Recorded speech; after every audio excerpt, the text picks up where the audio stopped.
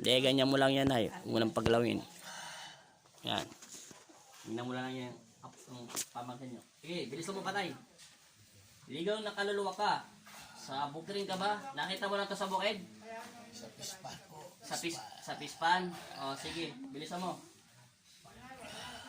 Akala mo hindi ko malalaman kung patay ka o buhay ha? Yan din sigurong na ano ng tatay niya po, di ba? Nagpagamot nung New Year, tatay niya. Ubusin mo.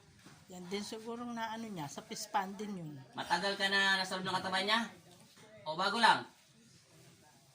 Sagutin mo yung tanong ko at hindi naman kita sinasaktan para hindi tayo makikipag-away sa isa't isa. Kayo, patay na kayo. Manahimik na kayo. Doon kayo sa tahanan ng Diyos. Ano ang gusto mo? Sa langit o sa impyerno, sa lupa? Kailangan mo ba ng dasal? Hindi. Kailangan mo ng dasal? Hindi. Hindi. Ayaw mo ng dasal. O sige, ikaw may gusto. Hindi naman kita pipilitin dahil may sarili ka naman isip. Sige. Ilan kayo patay sa loob ng katawan niya? Ilan? Isa lang po siya. Isa ka lang. Sige. Tanggalin mo lahat yan. Kita mo. Hindi lalamig yung krus. Nagtaka ko ba't malamig lahat ang nilabaws ng krus? Ibig sabihin may patay. Hindi kayo magkamag-anak. Ligaw na kaluluwa ka. Sige, ubusin mo. Anong ginawa mo sa kanya? Bakit nagkaroon ng pinsala na gano'n? Anong ginagawa mo sa mga katawan niya? Binibigyan mo siya ng sakit? Ha? Binibigyan mo ba siya ng sakit? Unti-unti. Unti-unti. Bakit mo siya binibigyan ng sakit? Anong kasalanan ng taong ito? Ano ba pangalan ng taong ito? Diosdado. Diosdado. Bakit mo binibigyan ng konti ng sakit si Diosdado? Ikaw patay. Naligaw na kaluluwa. Bakit mo siya binibigyan ng sakit? Ano ang puso nito? Bakit mo binibigyan ng sakit? Ito ba'y mata pobre? Mayabang? O hindi nagdarasal? Alin doon? Ikaw magsasagot sa tanong ko dahil ikaw nakakakita sa lubog ng kaluluwa niya. Bakit mo siya binibigyan ng sakit? Bakit? Ayaw mo. Uumpisahan kita. Diba sabi sa'yo, hindi kita sasaktan pag sasagot ka sa tanong ko. Bakit mo siya binibigyan ng sakit? Mababa ang pasensya ko. Ako nayayabangan na. Nayayabangan ka sa kanya? Patay ka na. Ba't ka pa mayayabangan sa kanya? Hindi ka naman buhay. Maingay siguro. Bakit? Maingay ba ito sa bukirin o sa pispan? Maingay bukas minsan eh. Maingay siya minsan. Ganun tagang tao. Kasi alang ng tao yun. Dapat lumayo-layo na kasi kayo, mga patay na kayo. Yung panahon na nabubuhay kayo, maingay din kayo panahon natin. Lahat naman tao maingay. Ano gusto mo sa tao? Pipi, hindi magsalita. Kung naiingayan ka sa kanya, hindi naman kayo niya tagal nakikita dahil tao pa lang to. Kayo, lahat ng bagay nakikita nyo dahil patay na kayo. Pwede naman kayo tumabi. Pag hindi naman to habang buhay doon sa bukirin o sa pispan na kung saan ka man niya nakita. Naintindihan mo? Ayaw kung hindi mo sama mo siya nakita. Hindi naman naaabot to ng maghapon magdamag doon eh. Aabot ba to doon? Minsan po natutulog doon eh. Minsan natutulog doon. Saan natutulog? Sa ano to? Kubo sa kubo. May kubo po. Pispan. Kubo sa pispan. Bakit may sound trip ba to ron? Wala po, ano lang. Wala. Minsan natutulog to. Ito lang mapapayo ko sa'yo. Di ba sabi mo, tama ang pagsasagot mo sa akin. Hindi kita sasaktan. Ngayon, pwede ko bang hinila lang muna ang kaluluwa nito at arborin ko yung ginawa niya kasalanan sa'yo? O pwede ba? O pwede? Pwede po. Alisin mo na yung mga nilagay mo sakit sa kanya. Po. Pag minsan, pumunta ka na lang muna sa ibang bahay. Dahil ayaw mo naman umakit sa langit. Sabi mo, ayaw mo ng dasal. Ikaw ang pipili, hindi ako. Hindi ko naman pwede kitang salungatin. At hindi naman pwede kita palagkad-kad sa mga angel sa langit na para kunin ka ng Panginoon. Kasi ang bukal sa puso at naniniwala sa Panginoon Kristo at gusto umakit sa langit. Bakit? May kayamanan ba doon sa may pispan kaya ayaw mo umalis? Matagal ka na bang patay? Ibig sabihin, matagal ka na patay doon. May kayamanan ba doon? Lupa po nila. Lupa nyo ba yun dati? Lupa po nila dati yan. Huwag mo na pakialaman yun. Naintindihan mo? Patay na kayo, manahimik na kayo. Ha? Nagkakaintindihan tayo. Ayoko makipag-away sa inyo, ha? Dalawang kamay ko nasa harapan nyo lang. Pero kaya kita sugatan kahit dalawang daliri ko lang gagamitin ko sa'yo. Naintindihan mo? Ha? Ito lang mapapayo ko sa'yo. Magpatawad ka kasi patay na ko kayo. Ha? Hayaan nyo ang Panginoon namin ang pumalo sa puwet niya. Kasi karapatan ng Panginoon natin na paluhin tayo kahit sino sa atin. Kahit ako, pwede ako paluhin kung may kagawa ko ng kasalanan. Naintindihan nyo? Kung maingay siya, tumabi-tabi muna kayo ng konti. Kasi natural yun. Mag-isa lang naman siya sa kubo, natural. Mag-iingay siya dahil nalulungkot. Walang kasama. Ayaw mo nyo, may kasama ka. Kapag maingay gawin mo, galawin mo lahat yung baso doon. Tapos painitin mo yung lugar o kaya palamigin mo. Pwede nyo naman gawin yung mga patay. O di para umalis siya. O yugdugin mo yung kubo niya. Kailangan mo pa mambigyan takutin mo para matakot. O di hindi na siya mag-iingay. Kaysa bibigyan mo pa ng sakit. Pwede mo nyo naman ginagawa. Nagagawa nyo naman yun tanggalin mo na lang. Yun na lang pwede ko hingin ko na lang muna ang kaluluwa nito Arborin ko lang Ubusin mo lahat ng sakit niya Alam mo nang pupunta siya sa manggagamot, bakit hindi ka pa umalis sa loob ng katawan niya? Hindi pa naman kita tinatawag at hindi ko naman alam kung nasa loob ng katawan niya. Tinatok lang kita, pinapasok ka lang ng Panginoon. Ubusin mo. Wala kayong titira Lahat. Simula ulo, hanggang paa, balikat. Yung tatay niya, ikaw ba yung sumasanib sa kanya? Yung sa tatay nito, ano pa pangalan ng tatay niya? Diosdado po. Junior yan. Yung Diosdado daw, yung tatay niya. Ikaw ba yung sumanib dati? Sabi ko na Ibig sabihin magaling na yung tatay niya. Ikaw pala yung tatay niya yung bagong taon, nagpagamot sa akin. Yan po. Anong ginawa mo naman sa tatay niya? Binigyan mo rin ng maraming sakit. Tinatanong kita. Ikaw ba ibingi? Gusto mo mabingi ka ng gusto? Painitin ko yung katawan mo, mabibingi ka. Po siya, pag nagpapatubig, pasipul-sipul yung matanda. Pasipol-sipol yung matanda. Ganun talaga matanda na siya Isipin mo na lang, ayun na lang hobby ng mga tao. Pasipol-sipol. Natural yon.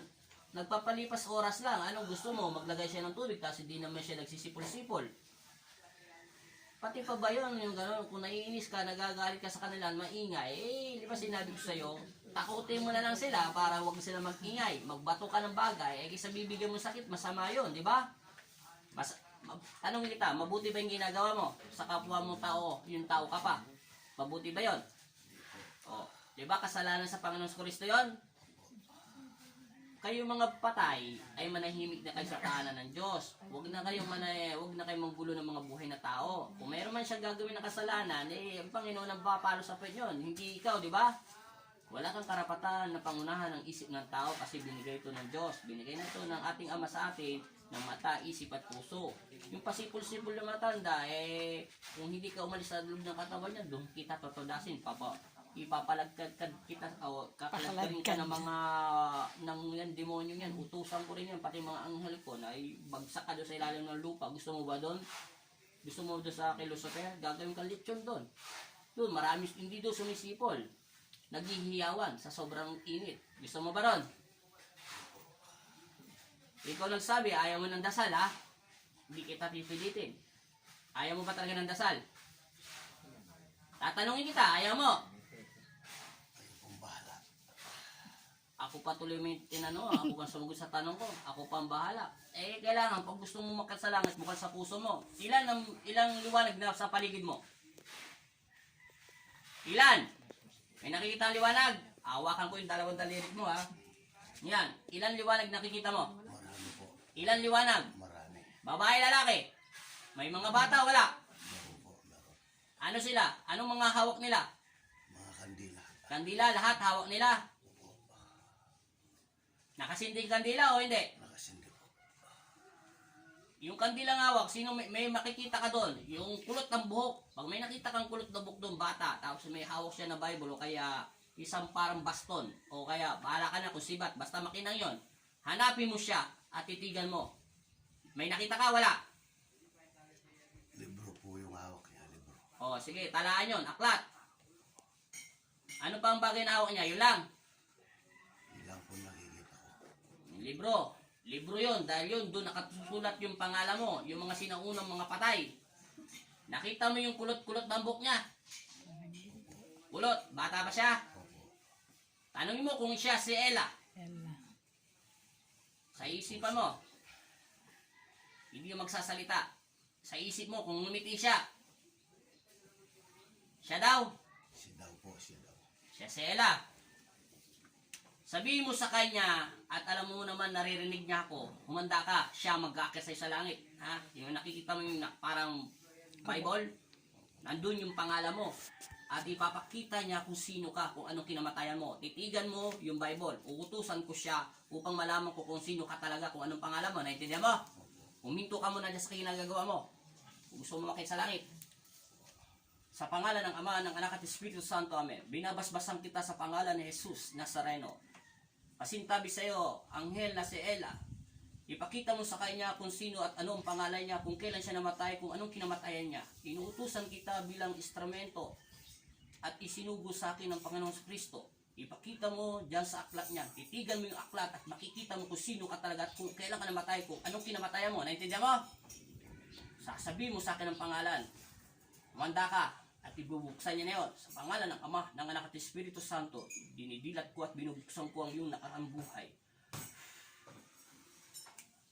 Titigan mo maigi. Bubuksan niya na yan. Tatanungin kita ulit. Ano ang pangalan mo nakalagay niya sa talaan na? Pangalan mo. Ipakita mo, Ella. Ano ang pangalan mo? Lahat ng patay marunong magbasa kahit anong lingwahe. Ano?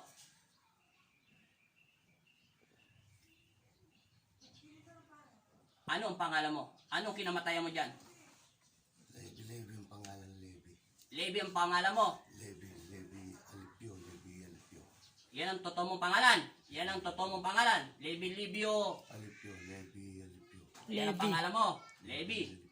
Anong kinamatayan mo at ipapakita ng anghel yon? Heart attack sa puso. Yun ang kinamatayan mo. Ilang taon ka na namatay. Nakalagay yan dyan. Saglit lang yan. Pinagbibigyan ka ng Panginoon dahil ganyan kakamahal. Higit na 3 taon.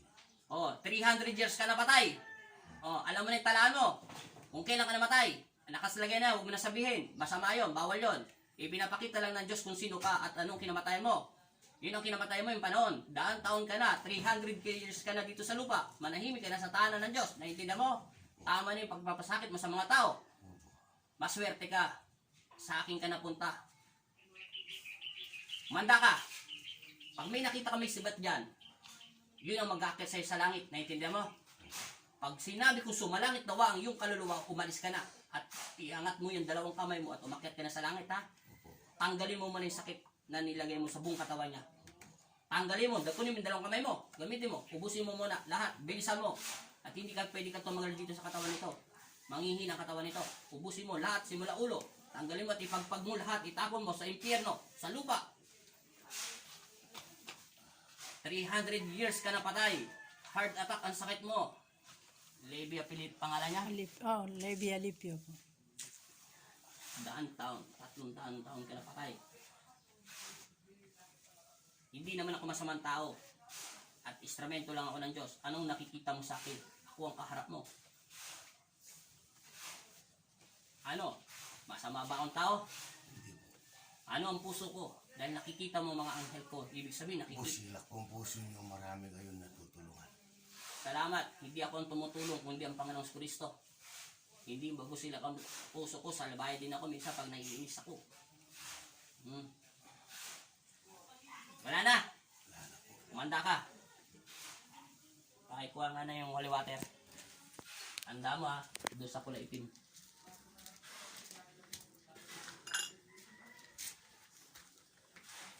Ulitin ko, anong pangalan mo? Alam mo yung pangalan mo dahil nakalagay na yun. Levi ano? Alipio. Lepio, manda ka. Tama na. Iangat mo yung kamay mo. Kumanda ka dyan sa anghel yan. Sino lumapit sa'yo? Lalaki, di ba? Hahawakan ka niyan. Sa pangalan ng Ama, ng Anak at Espiritu Santo, binabasbasan kita sa pangalan ni Jesus Nazareno. Itinataas ko yung pangalan alang-alang sa kapangyarihan, Panginoong Jesus. Naway, basbasan niyo po na mapagbalan yung kamay. Itong taong itong naligaw na kaluwas. At 300 taon na siyang namamatay at namatay siya sa tapat ng kanyang puso. Sumalangit tawa ang iyong kaluluwa sa pangalan ng Ama at ng Anak at Espiritu Santo. Umayo ka sa pangalan ni Jesus. Shenwa.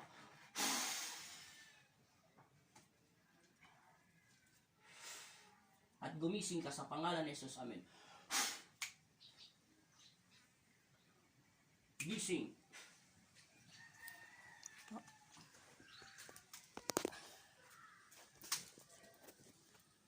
Anong pakiramdam mo? Ilang anghel nakita mo? Ilang liwanag? Marami pong liwanag nakikita ko. Alam mo ba kung mga anghel sila o hindi? Basta liwanag lang. Eh, ba't sinasabi mo kasama mo nakita mo sila? Anong pangalan mo? Pangalan mo? Diosdado po. Eh, ba't sinabi mo ikaw si Levi? Ba't 300 years ka napatay? Hindi yung pong patay Leving pangalan. Sige,